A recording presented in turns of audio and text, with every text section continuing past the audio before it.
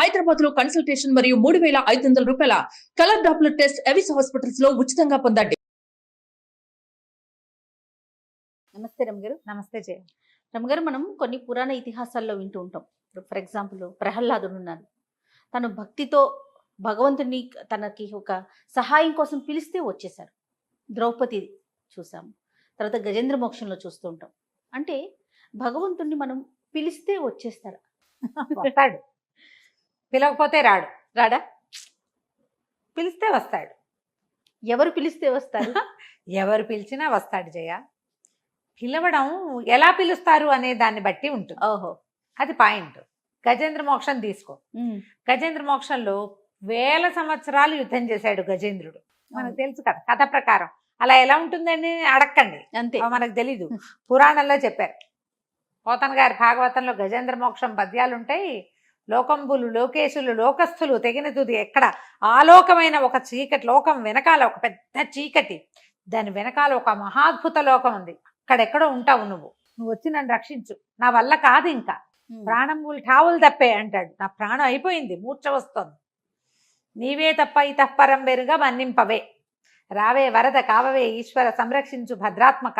ఇంత పద్యం మొత్తం పద్యం చెప్పేసా చూడు. నేను నా వల్ల కాదు, ఇంకా నేనేం చేయలేను, నువ్వు వచ్చి నాకు సహాయం చేయాల్సిందే ఇంకా అని పిలిచాడు. అంతకుముందు 10,000 సంవత్సరాలు యుద్ధం చేశాడమ్మా. అవును. నీళ్ళల్లో ఉంటే మకరానికి బలం ఎక్కువ, ఏనుక్కి బయట బలం ఎక్కువ. నీళ్ళల్లో ఉన్నప్పుడు దాని బలం ప్రకారం అది లాగేస్తుంది. శక్తి కొలది పోరాడాడు. ఆయనతో వచ్చిన గుంపంతా పోయింది, ఆ గజేంద్రుడితో వచ్చిన గుంపంతా.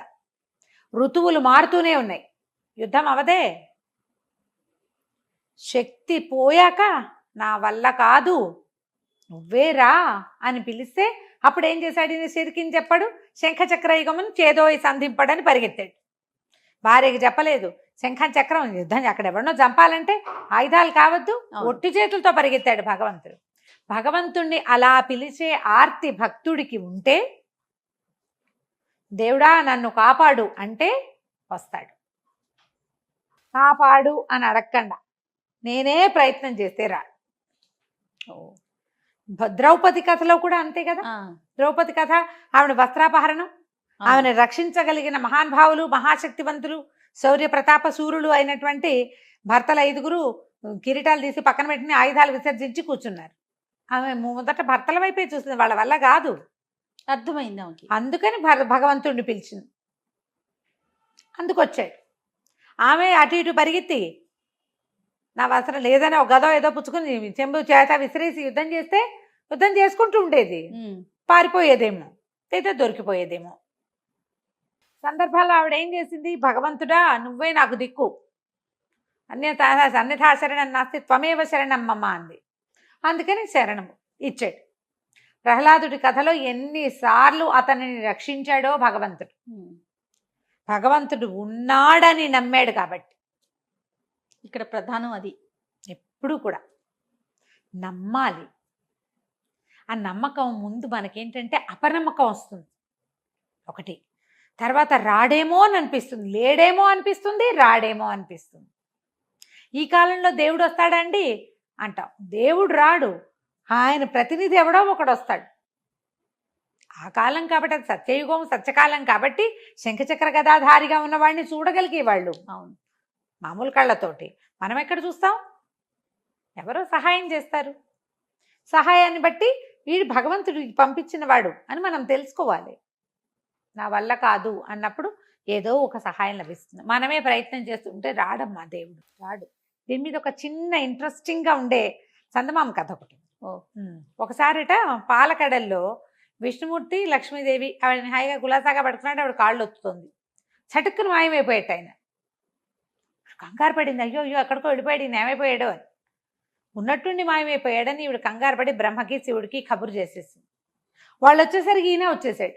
వాళ్ళు అడిగారు, స్వామి ఎక్కడికి వెళ్ళావయ్యా, ఏం చేసి వచ్చావు, ఏమిటి అంటే, భూలోకంలో రామయోగని ఒక నా భక్తుడు, అతను మార్జాల కిషోర న్యాయంగా మహాభక్తుడు, నాకు నన్నే పట్టుకుని ఉంటాడు. అయితే ఏమైంది, అతను ఒక పక్క పొలంలో అతని ఆవు ఒకటి పక్క వాళ్ళ కామందు పొలంలో జ్వరపడేసరికల్లా ఆవును కొట్టాడు కామందు. రక్షించడానికి వెళ్ళిన రామయోగి కూడా దెబ్బలు పడ్డాయి. కొడుతుంటే అతను రాఘవ రామ నారాయణ వైకుంఠవాస బదరివాస అని పిలుస్తున్నాడు. అతన్ని రక్షిద్దామని పరిగెత్తాను. కానీ ఆ దెబ్బల బాధను తట్టుకోలేక అతను మార్జాల కిషోర్ న్యాయం నుంచి మర్కట కిషోర్ న్యాయానికి మారిపోయాడు. అతనే వెనక్కి తిరిగి ఆ కొట్టిన కామంది మీద పడిపోయాడు, తిరగబడ్డాడు. నాకు అక్కడ పని ఉంది, అందుకని నేను వెనక్కి వచ్చేసా అన్నాడు. అనేసరికల్లా సరే శివుడు బ్రహ్మదేవుడు సరేలే ఇలా అవుతూ ఉంటాయని వాళ్ళ దారిని వాళ్ళు వెళ్ళిపోయారు.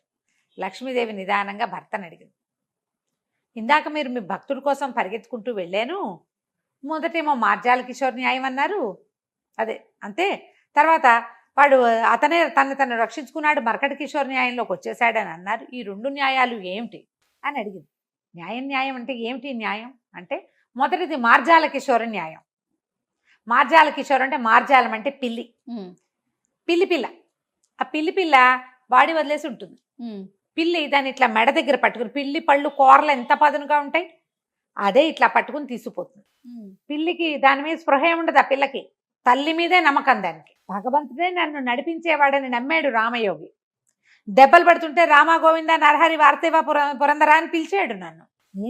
నేను అక్కడ వాడిని మరి నా మీదే ఆశ పెట్టుకుని దెబ్బలు తింటున్నాడు, అందుకని వెళ్ళిపోయాను. నేను వచ్చి రక్షిస్తానని మార్జాల కిషోరం లాగా అమ్మే అంటుంది. అది దాన్ని కాపాడమని తల్లి పరిగెత్తుకుంటూ వచ్చి మెడపుచ్చుకుని తీసుకెళ్ళి 7 ఇళ్ళు తిప్పుతుంది. మీరు గమనించండి, పిల్లికి ఉన్న మెడ ఎంత పలచగా ఉంటుంది, దాని స్కిన్ ఎంత మృదువుగా ఉంటుందో, పిల్లి పళ్ళు కూరలు పహాపదులుగా ఉంటాయి.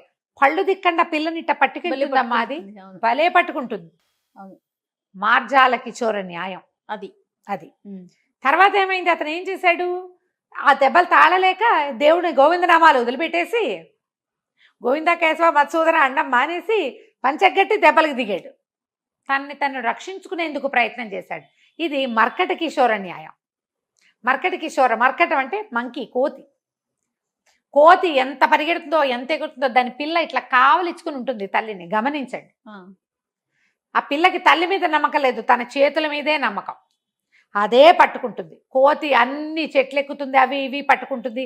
దాని పొట్టని కరుచుకుని ఉన్న పిల్ల అస్సలు వదిలిపెట్టదు. దాన్ని ఇట్లా పీకాలి బలవంతంగా, దాని నుంచి వదిలించుకోలేదు తల్లి అసలు. దానంతటి అది వదలాలి తప్ప. అదే దాని చేతుల మీదే దానికి నమ్మకం ఉంది, తల్లిని నమ్మదు అది. ఇప్పుడు అందుకని వాడు ఏం చేశాడు, తన చేతుల్ని నమ్ముకున్నాడు, ఇక నన్ను వదిలిపెట్టేశాడు. దానికి లెక్కే లేదు. ఇతను కూడా అంతే, నన్ను లెక్క పెట్టక తన పంతం చేసుకున్నాడు. ఆయన రక్షించుకునేటప్పుడు నేనెందుకు రక్షించటం, భగవంతుడు ఎందుకు వస్తాడు, ఇక రాడు. ఈ 2 న్యాయాలు భగవంతుడికి భక్తుడికి అనుసంధానం చేసేవి. గురువుని కూడా అంతే, గురువుని నమ్మాలి. మార్జాల కిషోర్ న్యాయంలాగా గురువు ఏది చెప్తే అది చెయ్యి, దూకేయమంటే దూకే, వాడిని కొట్టు అంటే కొట్టు, ఏం చేయమంటే అది చెయ్యి. అప్పుడు గురువు నీకు మోక్షాన్ని ఇస్తాడు, ముక్తి మార్గాన్ని చూపిస్తాడు అని చెప్తారు. అలా కాకుండా నీ పంథాలో నువ్వు గురువుని పట్టుకున్నావు అనుకో, నువ్వే గురువే. నువ్వు ఎప్పటికీ గురు గురువు ఆ మార్గదర్శనంలో ఉండవు. నువ్వు నీ దారిని నువ్వు ఉంటావు. భగవంతుడు కూడా అంతే. బాగా చెప్పారు కదా. మనం దేవుణ్ణి అలా నమ్మాలి. ఒకవేళ ఏదైనా ఒక పరిస్థితికి అవలేదనుకో, నాకు ఇదే మంచిదేమో నన్ను నమ్మాలి. దేవుణ్ణి తిట్టకూడదు. ఏదో ఒక విపత్కర పరిస్థితి వచ్చింది, దేవుడా దేవుడా దేవుడా దేవుడా దేవుడా దేవుడా అన్నాం, ఏం అవలేదు. అవతల వాళ్ళు వచ్చి మన చెంపకాయ కొట్టారు ఒకటి, మన పనంతా పాడైంది. రేపటికి ఇదే మంచిదేమో అని నమ్ము. దేవుడు రాలేదంటే ఏదో కారణం చేతే రాలా, నాకు ఇదే మంచిది, ఈ పరిస్థితే నాకు కరెక్ట్ అని నమ్మితే కుదురుతుంది. ఇలా ఆలోచిస్తే అసలు భగవంతుడికి భక్తుడికి వేరే అనుసంధానం అక్కర్లే, ఇదే అనుసంధానం. చాలా బాగుంది. నమస్తే.